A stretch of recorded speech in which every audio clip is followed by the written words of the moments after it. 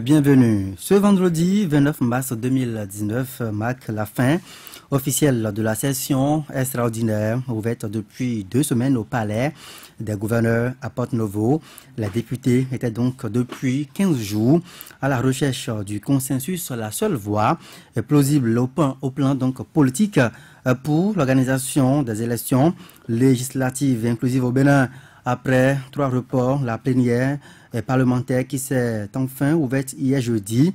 Mais les positions s'achoppent entre la minorité et la majorité autour des 2 propositions de loi dérogatoires, modificatives et complétives.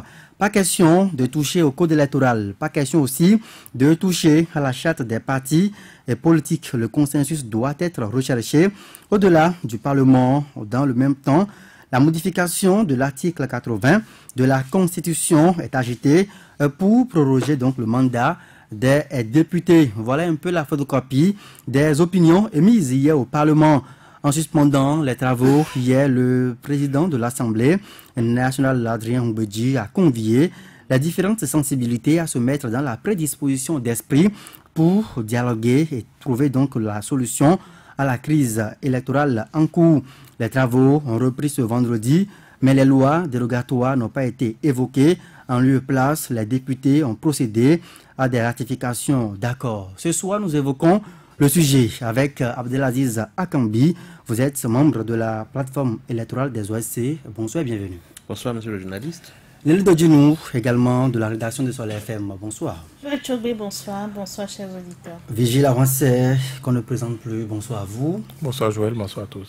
Alors, monsieur Abdelaziz Akambi, vous qui suivez de près ce processus électoral, est-ce que l'espoir est-il permis? Oui, je pense qu'on doit continuer par espérer toujours, parce que quelqu'un qui perd l'espoir a tout perdu. Et nous continuons de nourrir notre cœur d'espoir en attendant qu'une solution rapide soit trouvée encore à cette impasse dans laquelle nous sommes vraiment. Et quand on suit les uns et les autres, nous avons conscience quand même que le dialogue est là. Entre eux, ils dialoguent, si ce n'est que les intérêts qui sont agités de part et d'autre. La volonté de dialoguer y est également. Et tant que la volonté y est, nous pensons que l'espoir d'avoir toujours un consensus est toujours permis. Alors, vous avez suivi la plénière donc hier au Parlement. Les 2 sensibilités, minorité et majorité, ont affirmé, lui et Arabi, que elles étaient, ces sensibilités-là, dans la prédisposition d'esprit pour dialoguer. Mais qu'est-ce qui bloque effectivement le consensus aujourd'hui? Non, déjà, la plateforme a eu à rencontrer tant les partis de la mouvance que de l'opposition. Et je pense les échanges, tout ce qu'on a eu au niveau des échanges, je pense que le discours qui est à l'Assemblée aujourd'hui reflète exactement ce qu'on a eu au cours de nos différentes rencontres. Et là, ce qui bloque, c'est juste l'impression, quand vous regardez, c'est des gens qui arrivent à s'entendre sur des points donnés. Et le lendemain, quand ils se retrouvent, c'est qu'il y a rétraction. Et cela porte à croire qu'il y a peut-être des gens derrière qui tirent sur des ficelles. Et même quand spontanément la volonté de dialoguer, la volonté de trouver le consensus s'observe, quelques heures après, tout est remis en cause. Et on est tenté. Vous pensez qu'il y a des mains visibles dans l'ombre, des mains visibles qui influencent les travaux au Parlement? Non, c'est tout comme. Nous n'allons pas l'affirmer réellement, mais c'est tout comme, parce que c'est impensable qu'on décide, par exemple, qu'on s'accorde sur des points donnés et que le lendemain, ces points sur lesquels nous-mêmes nous avons pu apposer nos signatures, qu'on revienne encore sur ces points et les remettre en cause, ça laisse le sentiment qu'il n'y a pas une certaine liberté dans la prise de décision, qu'il y a quand même des lobbies qui sont là, qui détiennent, et qu'il faut vraiment travailler à ce que ces lobbies également qui tiennent chaque partie en conflit aujourd'hui, qu'ils essayent de relâcher un peu, de relâcher vraiment pour l'intérêt général de la population, de relâcher vraiment pour que le consensus puisse au moins s'installer, qu'on aille aux élections et qu'on permette à tout le monde, parce que ça aussi, c'est la démocratie. La démocratie, c'est pas toujours la voix du plus fort, mais c'est également, à un moment donné, penser à l'intérêt général, penser à, penser à la population et à décider pour la population et mettre de côté les intérêts Mais personnels. justement, cette conception que vous avez au sein de la plateforme électorale des OSC de la démocratie n'est pas forcément celle partagée par notamment la majorité au Parlement. Vous avez entendu des députés hier qui disent par exemple que l'élection aura lieu, que rien ne se passera, que donc c'est la loi de la majorité qui prime. Vous savez, c'est vrai, quand on suit un peu les débats, ce sont les députés de la mouvance qui tiennent ce langage. Mais nous, en rencontrant le chef de l'État, il nous a réaffirmé sa volonté de ne pas avoir un parlement monocolore. Il nous l'a affirmé. Et nous, au niveau de la plateforme, nous pensons que c'est un engagement qu'il a pris. Et que tout ce qu'on observe au niveau de l'Assemblée aujourd'hui sont peut-être c'est de bonne guerre qu'on l'observe, mais nous avons foi au regard de ce que le chef de l'État, pour qui les partis de la mouvance travaillent, nous avons foi qu'ils finiront par aller dans le même sens que le chef de l'État quand même, qui est le leader charismatique de ces partis. C'est d'ailleurs dans ce sens que nous l'avons invité à jouer de son leadership pour amener les uns et les autres à ramener la balle à terre et pouvoir réellement accepter, aller au dialogue, accepter le consensus. Et là, il faut insister, quand on parle de consensus, c'est pas forcément un jeu un pouvoir de force. On a entendu à l'Assemblée, nous sommes un certain nombre, vous êtes une minorité, pourquoi voulez-vous imposer à la majorité votre voix? C'est le consensus qui l'exige.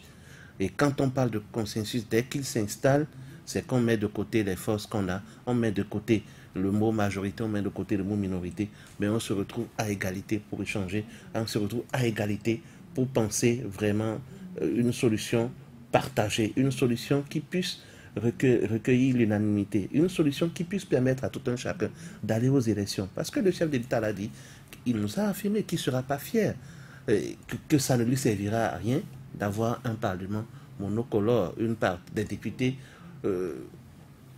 essentiellement à sa solde. Il nous l'a affirmé. Et nous pensons quand même qu'il y a cette volonté qui est. Et tant qu'il y a cette volonté qui prévaut, il revient maintenant au leader de ces deux parties de la mouvance d'aller dans le même sens que leur leader charismatique et permettre aux autres également.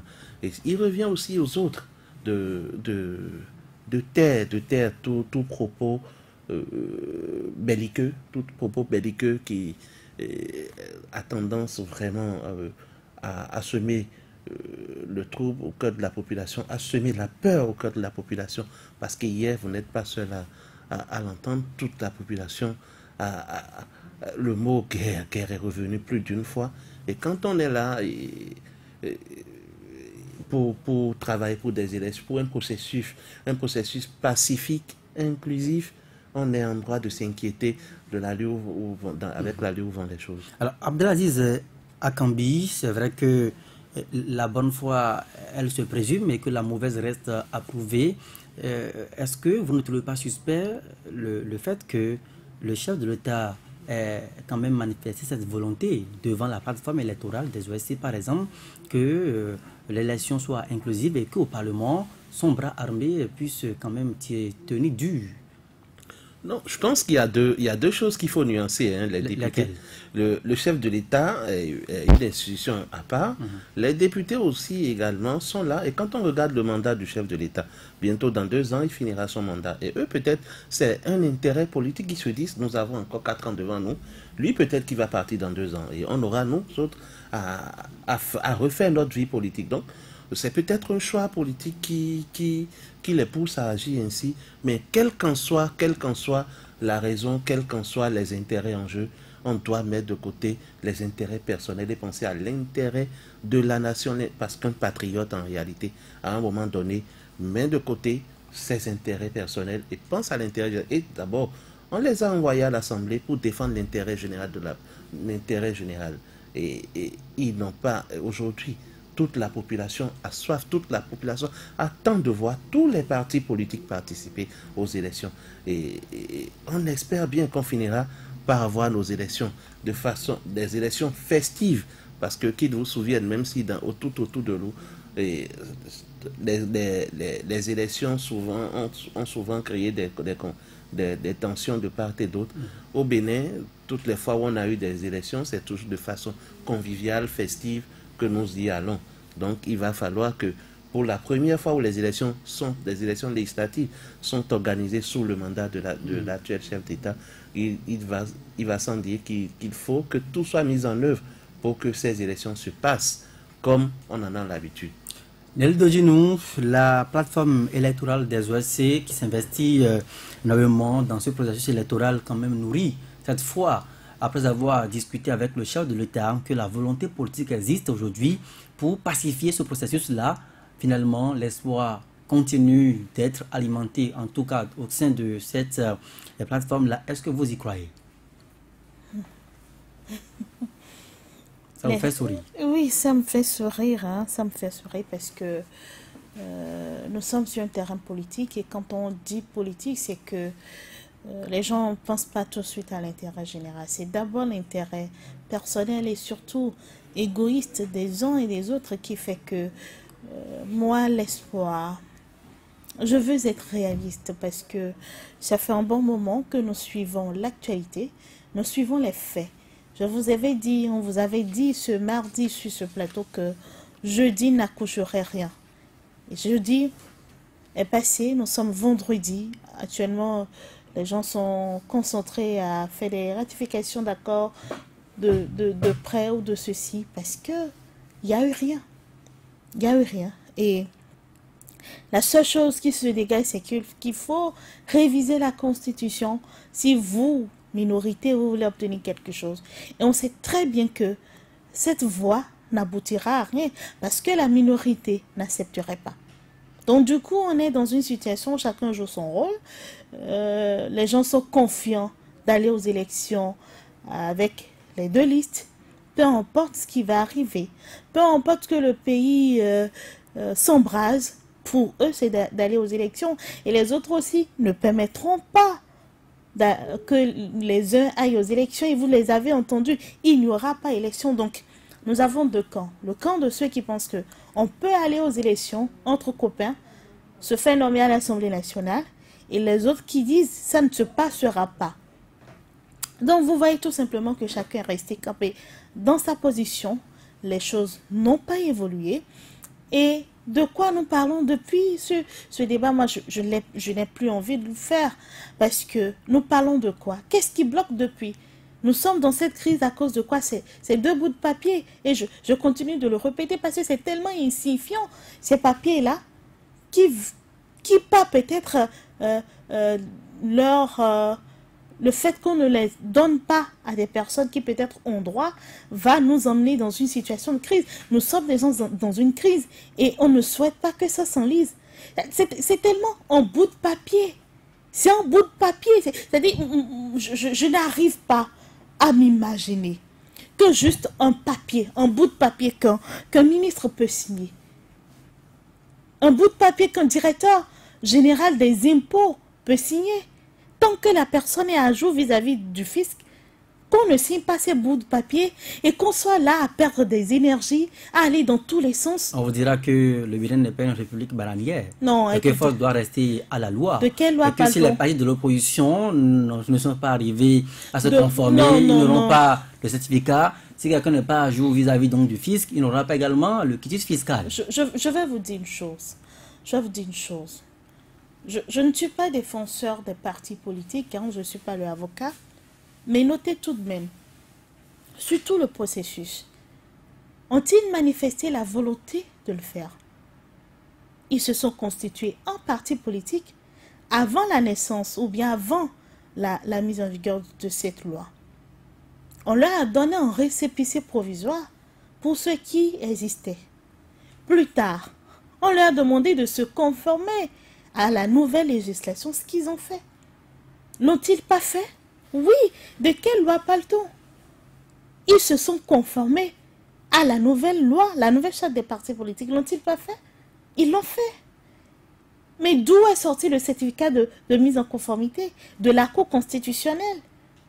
Dites-moi, ils ont quelle volonté encore à manifester? Ils ont dit, peut-on leur, je sais pas, les accuser de n'avoir pas fait ce que la loi a prévu? Oui, ils ont fait ce que la loi... Ils ont fait, mais ils ont laissé passer des fautes mineures dans les dossiers. Des fautes mineures. Je vous dis une chose. Quand on conçoit une loi, on la conçoit pour des humains. Les Béninois, l'être humain a dit, c'est tout comme si ce sont des robots. Même les robots, parfois, tels que vous les avez programmés, ça se déprogramme. Ils ne sont pas des super-hommes. Et c'est parce que l'homme est faillible, parce que c'est une loi qui va s'appliquer aux humains, que parfois, il y a souvent une marge. Même des scientifiques, quand ils émettent des hypothèses et finissent par élaborer, je ne sais pas, d'applications qu'on sort, il y a toujours une marge qu'on prévoit. Et ces lois doivent être appliquées à des humains. Donc, ne me dites pas que, parce qu'on a laissé une virgule, si on a pu dire que dans les règlements statuts, telle personne n'a pas signé pendant le congrès, alors que de l'autre côté, il y a des gens qui ont déposé leur dossier de candidature, ont oublié de signer, on pense que c'est mineur. Et de l'autre côté, on a pu prendre peut-être ces mêmes fautes-là comme majeur au point de ne pas délivrer le certificat de mise en conformité. Il y a 2 poids, 2 mesures. Et quand on me parle de loi, je dis laissez de côté. C'est du leurre. Ont-ils eu la volonté de le faire? C'est quand vous me demandez, Nelly, apporte-moi 20 litres d'eau. Je fais tout pour vous amener 19,50 ou 75, 19,75. Et vous me dites, à cause du 0,25. Alors que j'ai traversé Mukumbe, Parakou pour venir jusqu'à Cotonou, vous apportez les 19,75 litres. Vous me dites, parce que tu n'as pas apporté les 20, vous ne voyez pas la peine que je me suis donnée. La loi est due, mais elle s'applique. Je ne vous refuse pas. La loi... La fermeté de la loi s'applique. Et je vous dis vous êtes aussi... juriste de formation. Non. Voilà. Oui. Droit laisser, oui, c'est ça, la loi, elle est dure. Voilà. Mais la loi s'applique dans un contexte. La loi n'est pas appliquée à des animaux. La loi s'applique à des humains. Et la loi s'applique dans un espace donné en tenant compte d'une réalité. Et les grands professeurs de droit vous le diront. On n'interprète pas la loi en dehors de la société. On n'interprète pas la loi dans sa chambre. C'est dans l'application que vous voyez que, en voulant appliquer telle chose, il vous sera plus difficile, plus inconfortable. Vous rendrez même parfois, vous ferez plus d'injustice. Vous trouvez la formule pour appliquer cette même loi. D'accord. Alors, je sais que Abdelaziz Akambi, vous avez d'impatience de réagir. Oui, bien sûr. Vous allez rapidement réagir. Je vais donner la parole après vous à Gilles Avancel. Je pense qu'il faut pas qu'on alimente encore les polémiques. Nous, quand on a rencontré le président de la Cour constitutionnelle en son temps, pour comprendre le bien fondé du certificat de conformité, et ce qu'on nous a expliqué, et même on a eu les mêmes explications au niveau du ministère de l'Intérieur, de la Sécurité publique, c'est que le temps, vu le calendrier de la Sénat, et vu le temps donné par la loi pour la mise en conformité, les délais se chevauchaient. Et le délai de la Sénat était plus court. Et le temps juste pour le parti politique de se faire enregistrer au niveau du ministère de l'Intérieur, d'avoir son récépissé provisoire et d'aller faire la formalité de publication au journal officiel, le délai de la Sénat serait déjà fort clos. Et c'est pour pallier à cela. Encore que dans la charte, nous a-t-on dit qu'aucune autre disposition ne légiférait pour les anciens partis. Et qu'il fallait trouver le moyen, puisque les nouveaux partis n'avaient pas besoin de se conformer, ils s'enregistreraient, ils se créeront juste au regard de la nouvelle législation, mais les anciens partis devraient se conformer. Donc, ils ont, suite à à 2 recours, la Cour constitutionnelle a été obligée de penser à ce document qui, au niveau du ministère de l'Intérieur, nous a-t-on dit, ne nécessite aucune autre pièce complémentaire, aucun ajout de pièces. Donc, juste un document pour constater que vous vous êtes mis en règle par rapport à la nouvelle législation et que, en attendant d'aller faire les formalités de publication, ce seul certificat pouvait vous permettre de vous faire enregistrer au niveau de la Sénat. Au niveau de la Sénat. Donc, ce qui voudra dire... Qu'est-ce qui n'a pas marché? Ce qui voudra dire quoi? Avant que la Sénat ne prenne votre dossier, il faut le récépissé définitif, normalement. Mais en absence du récépissé définitif, vous pouvez déposer votre dossier avec le certificat de conformité. Le temps d'aller faire vos démarches et venir compléter. Mais ce qui n'a pas marché, comme on nous a dit, c'est qu'il y a, et là, c'est qu'on a eu deux versions. Au niveau du ministère, on nous a fait comprendre que les partis, à un moment donné, avaient manifesté la bonne volonté de répondre à toutes les exigences du ministère. À un moment donné, qu'il n'y a plus de... C'était tout comme si quelqu'un a décidé de ne plus continuer les formalités. C'est ce qu'on nous a dit. Mais quand on a eu la chance de rencontrer les partis, même l'USL et puis les FCBE, en les rencontrant, en échangeant avec eux, ils nous ont fait comprendre qu'ils ont pu répondre à toutes les observations, et qu'ils ne comprennent pas. Malheureusement, nous, et c'est ce à quoi on travaille maintenant, c'est de retourner au ministère au regard de toutes les informations qu'on a reçues, avec les mises en cause pour comprendre réellement. Parce que c'était au tout début qu'on a rencontré les autorités au niveau du ministère, qu'on a rencontré la cellule qui a travaillé sur les dossiers. On n'avait aucune information des partis pour vérifier. Voilà. Mais aujourd'hui, nous avons assez d'informations qui nous permettent d'aller au niveau du ministère, d'aller vérifier la véracité. Mais pourquoi vous mettez du temps? Vous mettez du temps, non? Parce qu'il y a une crise qui court et puis on ne sait pas de quoi sera fait demain. Vous dormez, M. Abdelaziz. C'est l'impression que vous avez? Non, au regard de la crise, on peut dire que vous dormez. Non, écoutez, la société civile n'est pas administrative. Elle n'est pas administrative. Et nous n'avons qu'un pouvoir de consultation. Nous n'avons aucun pouvoir dans le dispositif. Alors, vous retournez comme ministère. Vous retournez comme ministère. C'est pas à nous. On a introduit des demandes. Il revient au ministre ou au directeur de cabinet de nous donner un rendez-vous pour qu'on y aille. L'administration n'est pas une... Vous avez introduit la demande il y a combien de jours déjà? Non, mais ça, vous voulez rentrer dans le fonctionnement de la plateforme. Et puisqu'il y a les bénévoles qui vous écoutent actuellement et qui veulent s'intéresser également à l'éducation. Déjà au niveau du ministère, et ça, il faut déjà louer cette initiative. On a pu avoir déjà un point focal au niveau du ministère. Et le ministère nous a répondu parce qu'on a exigé avoir un point focal qui doit désormais nous permettre à déconstruire tout ce que nous avons comme rumeur, à nous donner la vraie information. Et là, par courrier, ils nous ont répondu, ils nous ont donné le nom de quelqu'un. Donc, au niveau de chaque institution, nous avons désormais ce répondant qui doit nous permettre d'agir. Donc, ce n'est qu'une question de temps. Et bientôt, vous avez constaté depuis un moment, la plateforme pratiquement chaque semaine sort maintenant pour faire une déclaration de presse depuis que la crise a commencé. Ça fait la 4e déclaration qu'on est en train de faire. Vigile avancée, l'information officielle certainement qui sortira de cette structure publique, et la plateforme électorale des points focaux. Est-ce que vous pensez que ça va régler la crise? Évidemment, comme il a dit, non, ça ne réglera pas la crise, mais de pareilles circonstances, ils ont tout au moins le devoir de vérité. Tout au moins le devoir de vérité à l'endroit des populations, et c'est ce à quoi ils s'attellent. Je suis d'accord avec vous qu'en temps de crise, tout est pressé, tout est urgent, et ils devraient se dépêcher un peu plus que ça. Tout au moins nous dit depuis quand le ministère traîne, n'est-ce pas, à ne pas les rappeler, puisque la crise, eh bien, ça concerne tout le monde, tous les acteurs, et eux également devraient savoir le caractère urgent, n'est-ce pas, d'une pareille sollicitation. Cela dit, les nouvelles de l'Assemblée nationale, car c'est important, c'est peut-être là le tournant. Les nouvelles de l'Assemblée nationale, c'est qu'elles ne sont pas bonnes. Malheureusement, le miracle n'a pas pu se faire et ne se fera pas. Le miracle n'a pas pu se faire, ne se fera pas. Votre prédiction s'accomplit. Ah oui, mais c'est pas mauvais d'aimer la paix. J'avais ironiquement aimé la paix hier, espérer que le miracle allait se faire. Oui, parce que je préfère ça à l'hymne de la guerre, l'hymne somme que nous avons tous entendu. Voilà. Et donc, les députés s'attellent tranquillement, peut-être, apparemment, à leur ratification, parce que ça se dit que on n'a pas pu bouger parce que le député, président de la commission de plan, je veux parler donc du député Jean-Michel Abimbola, avait déjà annoncé les couleurs hier, à savoir que sans révision de la Constitution, sans révision, notamment de l'article 80, il n'a rien. Un beau choix. Et donc, c'est la position et c'est un préalable. Oui, c'est un préalable. Et donc, les députés BMP n'ont pas bougé là-dessus.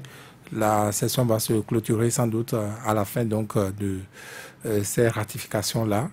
Et la crise va continuer peut-être de plus belle, je n'en sais rien.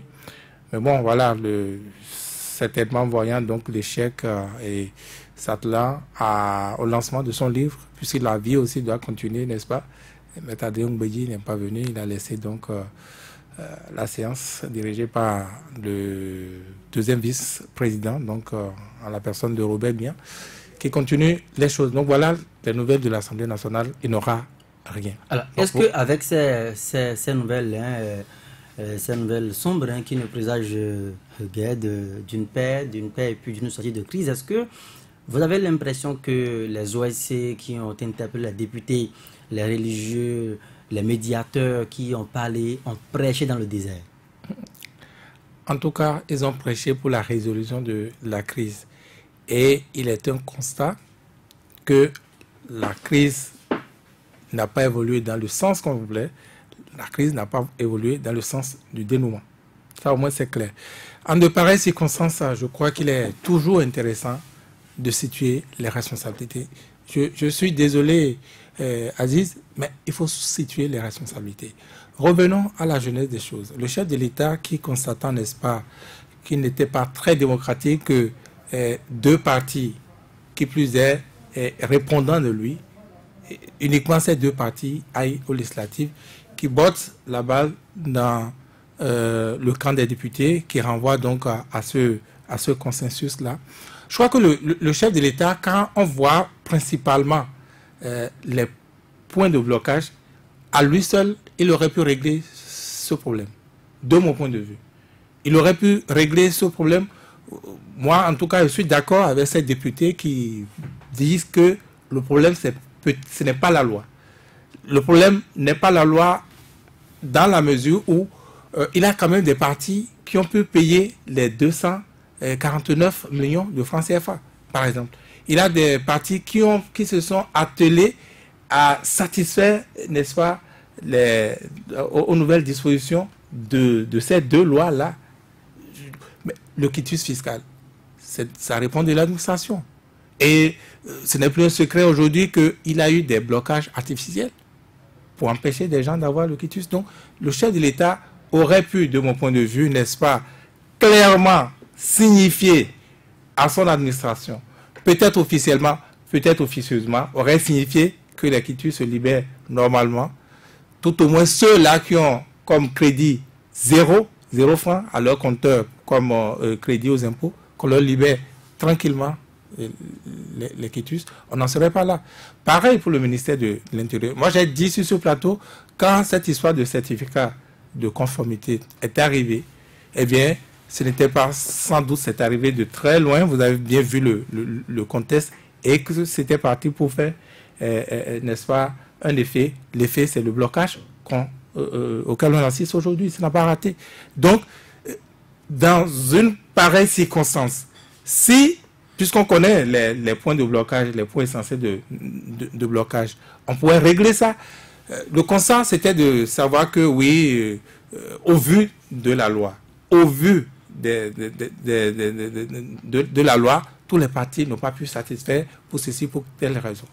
Mais au lieu de voter la balle dans le camp de l'Assemblée nationale, comme on l'a fait, le chef de l'État, encore une fois, aurait pu, puisqu'il a dit qu'il ne voulait pas violer la loi et que on n'imagine pas, en tout cas, lui ne se donnerait pas l'image de ce président-là qui viole la loi, il aurait pu se couvrir de la couverture, pour utiliser cette tautologie, de la classe politique qu'il aurait pu organiser lui-même, puisqu'il a commencé par inviter ces acteurs-là au palais. Il aurait pu continuer dans ce sens et se couvrir, n'est-ce pas, de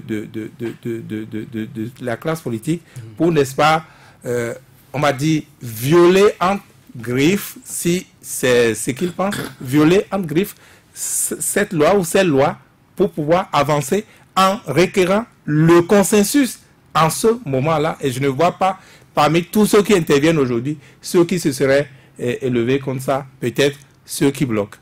C'est peut-être les députés BMP qui sortent. Mais Vigila Rancet, Je n'ai pas fini. Les députés BMP qui sortent de nulle part, on va dire, la révision de la Constitution. Parce que de quoi il s'agit? Vous avez dit, vous avez suivi avec nous, qu'ils ont dit juste là qu'ils n'ont pas de proposition. Et subitement, la seule proposition qu'ils ont, c'est la révision de la Constitution. Mais tenons-nous au bon sens. On va réviser la Constitution pour avoir 45 jours. Mais vous avez perdu tout le temps. Regardez, ça fait 22, 23 jours que le chef de l'État a demandé, n'est-ce pas, qu'ils aillent s'entendre au Parlement. Et la Constitution, ou du moins la Cour constitutionnelle, a sorti cette histoire de certificat de conformité parce que, profilé à l'horizon, la date 17 mars, depuis nous avons passé 17 mars et la Sénat est en difficulté avec son calendrier. Ça veut dire qu'on aurait même, n'est-ce pas, attendu, on aurait laissé les partis librement courir après le 17 mars, réajuster le calendrier de la Sénat, que on ne serait plus dans ce problème, tout au moins le problème de certificat n'aurait pas été un problème, n'aurait pas existé.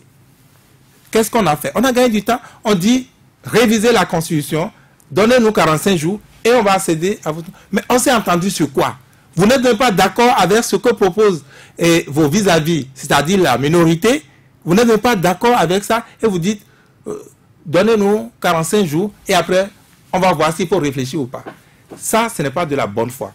Et là où je m'interroge également, c'est que le chef de l'État, qui, n'est-ce pas, a botté la balle dans le camp de l'Assemblée nationale, le chef de l'État, vous ne me direz pas qu'il n'est pas au courant de ce qui se passe. Vous ne me direz pas, n'est-ce pas, qu'il ne sait pas, il ne connaît pas les blocages et que rencontre également son désir à l'Assemblée nationale. Vous ne me direz pas que subitement il ne répond plus, n'est-ce pas, de ces députés. Tout au moins, il aurait fallu qu'il se démarque de cette majorité qui ne veut pas de la paix, qui ne veut pas de sa proposition, qui ne s'accorde pas à sa volonté.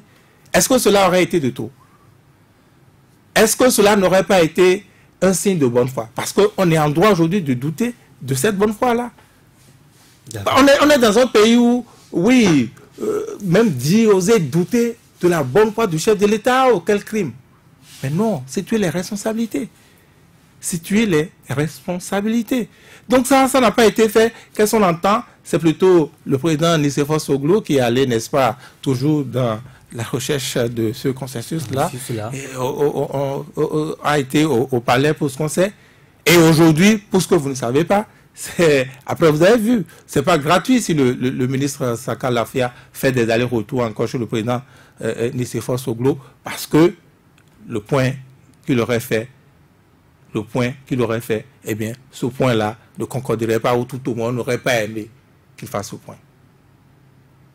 Mais ces éléments-là, on ne peut pas avoir ça, tout au moins, je ne sais pas, ne pas se permettre, n'est-ce pas, de douter d'un camp, dans ce cas. Parce que, on dit recherche de consensus. Avec ce qui se joue, c'est tout au moins, n'est-ce pas, une démonstration du défaut de consensus. Vrai ou faux? C'est tout au moins la démonstration du défaut de consensus, parce que si ça se pose comme ça, on ne s'entend même pas sur un minimum, on n'a pas trouvé le minimum à appliquer, quitte à ce qu'on voit que l'obstacle du moment, c'est le temps. Donc, révisons la Constitution. On est dans la politique, et tout le temps dans la politique. Parce qu'on sait que si la minorité accédait à la révision de la Constitution, elle également coulerait dans l'opinion, elle également va être impopulaire, pour avoir accédé, n'est-ce pas, à la révision de la Constitution, comme ça, là. Alors, et on sait que dans tous les cas, elle n'accepterait pas, et donc, consensus, il n'aura jamais. Bien. Alors, Abdelaziz Akambi, est-ce que le salut passe forcément par la révision de la Constitution? Et vous profitez pour répondre également à cette question. Est-ce que le salut également se trouve entre les mains du chef de l'État? Non, je pense qu'on l'a assez dit, hein. À cette étape, il est inconcevable qu'on pense toujours que la révision de la Constitution est la meilleure voie qu'il nous fallait pour sortir de cette impasse. Nous, on l'a réaffirmé publiquement, nous sommes foncièrement contre.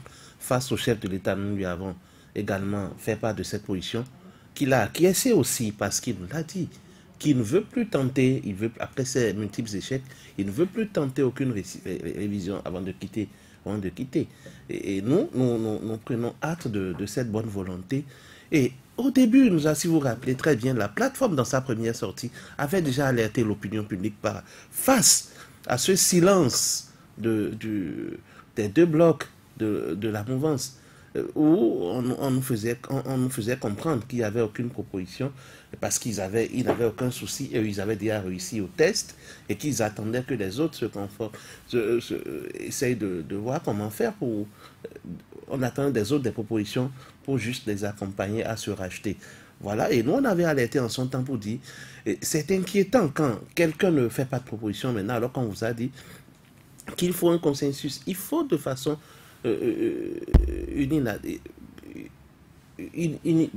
uniforme des propositions. Et quand quelqu'un décide de ne pas en faire, on disait déjà que c'est un danger, qu'à un moment donné, ce seul silence pouvait revenir remettre tout en cause. Et c'est ce à quoi nous assistons aujourd'hui. Malheureusement, la société civile, vous l'avez dit tout à l'heure, pas qu'on prêche dans le désert, mais quand on le dit, on n'en prend pas hâte, on ne fait pas attention. Et même ces lois qui sont aujourd'hui à polémique, on a également, en son temps, fait des documents de position où on avait même prévu tous ces scénarios qui se passent aujourd'hui. Mais on y est, ça nous a permis de voir les limites. Sinon, ça aurait pu permettre quand même au système partisan d'être une réalité, parce qu'on en avait vraiment besoin, malheureusement. Et moi, le véritable problème que je trouve à ce niveau, c'est l'appropriation des tests que nous-mêmes nous votons. L'appropriation des tests que nous-mêmes nous votons. Et on peut se dire, si en son temps, il y avait eu tout ce préalable, on n'en serait pas là aujourd'hui. S'il y avait eu tout ce préalable, on aurait prévu tout ce qui se passait et trouvé des solutions idoines. Et malheureusement... Mais la majorité, c'est la révision ou rien. Est-ce que c'est une mauvaise foi de cette majorité-là qui tient dû à la révision de la Constitution? Nous n'avons pas à juger de la bonne ou de la mauvaise foi de quelqu'un, mais nous mettons chacun devant ses responsabilités. Nous mettons chacun devant son amour pour la patrie. Parce que, vous savez, quand il s'agit de décider pour la patrie, on doit mettre de côté ses intérêts personnels et penser. Et cette révision, nous disons non parce que cela aura des précédents. Cela aura des précédents si on accepte pour les députés aujourd'hui. Pourquoi ne pas l'accepter en 2021 pour le chef de l'État également? Nous disons non. On a eu des élections également où à un moment donné, la Sénat était bloquée. Elle n'était pas prête pour qu'on organise des élections. Elle a juste saisi la Cour pour obtenir quelques décalages pour pouvoir organiser. Pourquoi ne pas utiliser la même voie aujourd'hui? Si tant est qu'on pense que la Sénat aujourd'hui, parce que le dispositif c'est quoi? La Sénat peut saisir la Cour constitutionnelle. Les deux partis qui sont là aujourd'hui, parce qu'ils sont dedans, aujourd'hui ils sont autorisés, leur candidature a été validée, donc ils ont la possibilité de saisir la Cour constitutionnelle et lui demander de reporter, de repousser un peu ou de permettre, parce qu'ils sont partis du contentieux, au regard de tout ce qui pointe à l'horizon, solliciter de la Cour juste un décalage de quelques jours que d'opter pour la voie constitutionnelle. Si tant est que, nous disons, si tant est qu'ils veulent réellement un peu du temps pour organiser les élections, cette voie, ce sont des voies, des possibilités qu'on peut exploiter. Les partis de l'opposition peuvent également saisir la Cour? Là, c'est délicat parce que là, ils sont pas... Aujourd'hui, ils n'ont pas une existence légale. Voilà. Ils n'ont pas une existence légale pour saisir la Cour. Pour saisir la Cour, c'est qu'il faut être dans la course. Et leur candidature n'ayant pas été validée, ils ne peuvent pas saisir la Cour. Mais les deux blocs, le bloc républicain et l'Union progressiste peut aujourd'hui... Non, je ne crois pas, Aziz. Disons les choses clairement, les deux blocs n'ont pas à saisir la Cour constitutionnelle. Vous savez qu'ils ne le feraient pas. Non, ils ne le feraient pas. Virgile, si tant est que l'option c'est d'avoir quelques jours de plus. Nous n'allons pas juger, nous n'allons pas alimenter encore les supputations. Mais nous disons, si tant est qu'ils ont besoin des jours supplémentaires, il y a une autre voie, au-delà de la révision de la Constitution. Il y a la Cour. Voilà, et la Sénat également, elle-même est là. La Cour elle-même ne bougera pas si en face, elle n'a pas ce consensus-là. Si la Cour n'a pas ce consensus, n'est-ce pas, de la classe politique à elle notifier, peut-être pas le chef de l'État, puisque la Cour n'est allée nulle part, la Cour est parmi nous, à elle notifier par le chef de l'État. La Cour elle-même ne bougerait pas. Non, attendez. Le consensus est là.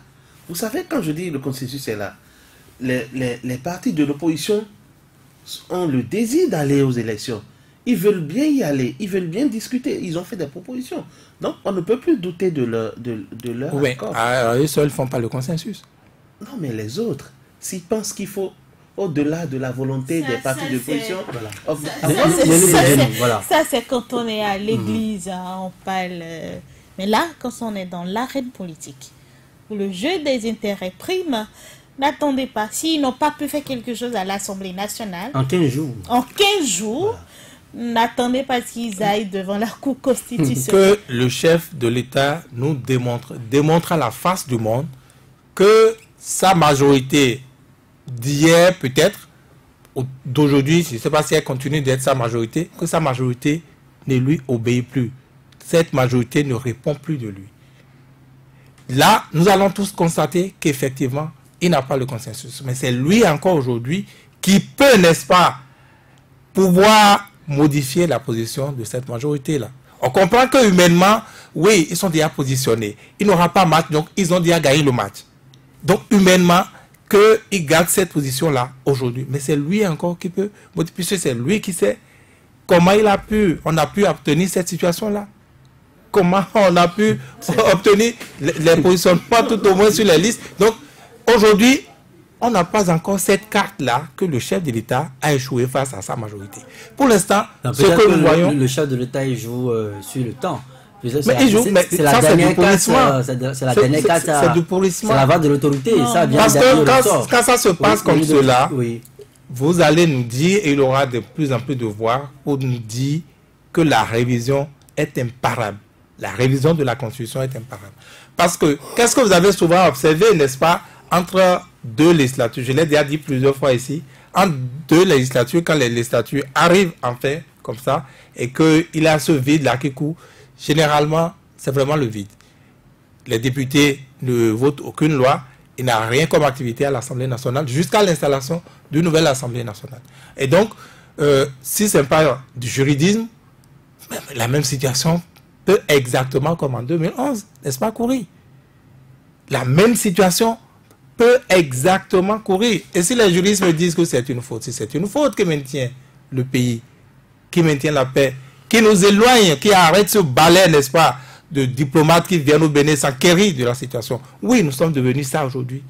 C'est ça, devait pouvoir arrêter ça. On irait.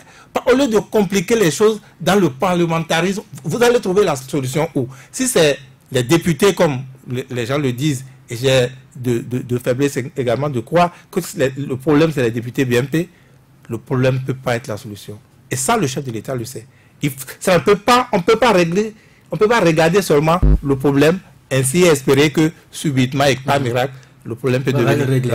Il faut qu'il fasse quelque chose. Il faut qu'il démontre à la face du monde qu'il a fait quelque chose qu'il a joué. Voilà. Oui, c'est ça, j'ai très peu de temps de parole. Oui, ça c'est vrai. Quand vous avez également un OSC et puis Vigile avancé en face. Oui, la situation en est au pourrissement. Moi, je n'espère pas quelque chose des députés, je suis sincère. Hein. Vous pouvez croire, hein, vous pouvez espérer, c'est de votre rôle. Mais moi, dans ma position, dans ce que je vois, dans ce que j'ai suivi depuis des mois, moi, je n'espère rien de la députation. On a dit, Vigile a dit tout à l'heure, ne demandez au problème de régler le problème, puisque c'est lui-même le problème.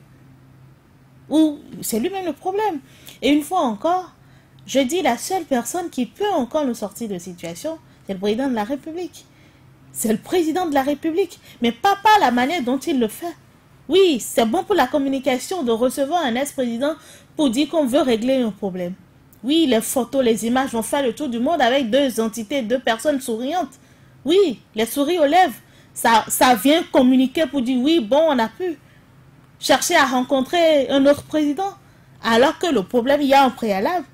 C'est d'aider les gens à avoir leur papier et puis c'est tout. De quoi nous parlons? Moi, je pense qu'on est en train de faire du dilatoire depuis. On parle inutilement depuis. Et on veut nous amener à préparer, à nous conditionner, à aller à une révision de la Constitution. Et je vous dis, je vous préviens, ce ne serait pas que l'article 80 qui serait modifié. Vous allez vous réveiller. Le lendemain, on vous dira, comme on s'est réveillé le jour-là, on nous a dit, le droit de grève a été retiré. À tel on a cité. À la grande surprise de tout le monde. Vous allez sauter en l'air, revenir, vous pouvez caler en l'air, vous redescendrez. La vie continuera. Parce que vous avez donné la possibilité. Et on tient à cela. Pendant qu'ils se sont vus dans leur affaire je sais pas, commission paritaire, d'abord c'était même pas paritaire, c'est 3 contre 2. Comité paritaire. Comité paritaire, c'est 3 contre 2, donc ce n'est même pas, ce n'est plus la parité. Non, arrêtez. En fait, moi, c'est pas de la déception, mais je pense qu'on se moque de tout le monde à la fois. Vous êtes déçu de ce Parlement, finalement? Je suis déçu de ces acteurs, pas que du Parlement, sur toute la chaîne. Personne n'a voulu être patriote. Tout le monde a joué au jeu des intérêts. Où se trouve le patriotisme? Nous sommes fils du Bénin. Et quand nous nous retrouvons dans nos positions d'acteurs politiques, administratifs, tout ce que vous voulez, même jusqu'à la justice, on doit se dire, au-delà de tout, il y a la patrie. Notre patrie, quel Bénin? On parle de quoi? Depuis là, on parle de quoi? Moi, ça me révolte. Des bouts de papier? Je vous dis, c'est des bouts de papier. C'est une femme qui nous sommes dans une crise. En fait, nous sommes dans une crise. On est en train de voir l'avenir sombre. Tout le monde a peur. Vous n'avez pas peur? Tout le monde a peur. Parce qu'on ne sait comment on va se réveiller demain. Qu'est-ce qui va se passer demain? Avec tout ce qu'on a entendu à l'Assemblée. Et à cause de 2 bouts de papier, je vous dis 2 bouts de papier. C'est-à-dire, pendant tout le temps, depuis 90, les partis politiques ont toujours existé. Ils ont je ne m'énerve pas. On a toujours eu des certificats je ne sais pas, de récépissé quand vous créez. Et c'est à cause de ces papiers-là, on est en train de parler de crise, on nous parle de ceci, de comité paritaire, et puis on nous parle de révision. Ça rime à quoi? Et des sorties sur des sorties, ça rime à quoi? C'est bien de faire la communication, oui, nous voulons. Moi, quand je suis l'actualité, l'émission de Juan Gomez sur RFI, le jour, j'aime cette émission, j'aime suivre l'émission. Et c'est toujours les autres pays, des autres pays où on parle des crises de ceci. Mais quand on a annoncé que c'est le Bénin, ça fait déjà deux émissions sur le Bénin. Ça ne fait pas bonne presse. À cause de quoi? À cause de tout. Quand vous acceptez la démocratie, laissez la compétition se faire. Laissez la compétition. Et moi, je dis, actuellement, c'est le chef de l'État. Le chef de l'État, parce que c'est sa troupe. Ne me dites pas qu'ils sont devenus indépendants à ce point. Donc, imaginons, parce qu'on nous fait croire aujourd'hui qu'ils sont indépendants. Vous allez finir. Il sera à l'Assemblée nationale. C'est l'hypothèse qui ne viendrait jamais. Je ne le souhaite jamais. Parce que le principe démocratique, c'est une opposition, une mouvance pour aller aux élections. Dans l'imaginaire, nous sommes dans l'imaginaire parce que ça n'arriverait pas dans un pays démocratique que les 83 se retrouvent à l'Assemblée nationale, députés, membres du BNP, du BNP, je ne sais pas, bloc républicain, bloc progressiste, que le président envoie des consignes, envoie son projet de loi, qu'ils disent non, nous n'allons pas le faire. Vous pouvez vous imaginer ça? Vous pouvez vous imaginer ça? Donc, on nous laisse. Moi, je pense qu'on est en train de faire du dilatoire. D'accord. Et que ce dilatoire s'arrête. S'arrête maintenant. Alors, monsieur Aziz Akambi, vous allez donc nous aider à clôturer cette émission? Non, déjà, à la dernière sortie de la plateforme, nous avons eu à faire quelques recommandations. En l'occurrence, à l'endroit du chef de l'État, où nous pensons qu'il peut toujours jouer, qu'il peut jouer de son leadership pour discipliner sa troupe, d'une part et d'autre part également, qu'il a le pouvoir aujourd'hui, en tant que chef de l'exécutif, d'instruire le ministre de l'Intérieur, pour qu'il puisse, ne serait-ce que, étudier à nouveau ceux qui ont pu, entre-temps, compléter leur dossier, ou ceux qui ont pu, en-temps, répondre à toutes les doléances du ministère. Parce que quand on a rencontré les partis de l'opposition, ils nous ont affirmé qu'ils ont pu répondre encore après. Donc, la seule chose, c'est déjà d'instruire le ministre pour qu'il procède en urgence à l'étude de ces dossiers pour qu'on sorte de cette impasse. Et également, que ceux qui ont réellement un solde zéro d'impôts à obtenir leur quitus. Qu'on délivre les quitus à ceux-là qui ont réellement payé, qui ne doivent plus d'impôts et qui sont à jour, qu'on leur délivre leur quitus et que ceux-là puissent, au moment opportun, l'utiliser à bon escient. Et enfin, d'inviter les uns aux autres au calme. Il n'y a pas encore péril dans la demeure. Il n'y a vraiment pas encore péril dans la demeure. C'est une affaire de volonté et nous pensons. Parce que... Il nous reste un mois pour les élections du 28. Il nous reste un mois. Mais laissez-moi vous dire, et je l'ai toujours dit depuis le début de cette crise, si les acteurs politiques, autant qu'ils sont, veulent mettre fin à cela, ils ont à peine 2 heures de temps. En 1 heure, tout est fini. En 1 heure, tout est fini. C'est juste une affaire de volonté. Mais s'ils ne le font pas, vous et moi, nous allons juste en prendre hâte. Ce sera l'occasion pour nous de nous rendre compte que ceux qu'on envoie ne pensent plus à l'intérêt général parce que nous voulons des élections inclusives, festives. Et si, pour des intérêts inavoués, nous pensons qu'il est temps qu'on offre au peuple béninois une élection autre que celle qu'elle avait l'habitude de vivre, nous allons en aviser. D'accord. Merci à vous. Si vous permettez, je finis par une mauvaise nouvelle, si vous voulez, une nouvelle encore une fois en provenance de l'Assemblée nationale. Déclaration tout à l'heure de BMP pour signifier que, eh bien, il a eu rupture de ce consensus-là par la défection de la minorité. Autrement dit, la nuit est tombée à l'Assemblée. La solution n'est pas venue de là-bas. Finalement, c'est une fumée noire qui surgit dans le ciel de l'Assemblée. Vous l'avez donc compris. En tout cas, personne ne veut que le pays s'embrase. Cette émission est à présent terminée. Nous suivons de près cette actualité. À bientôt.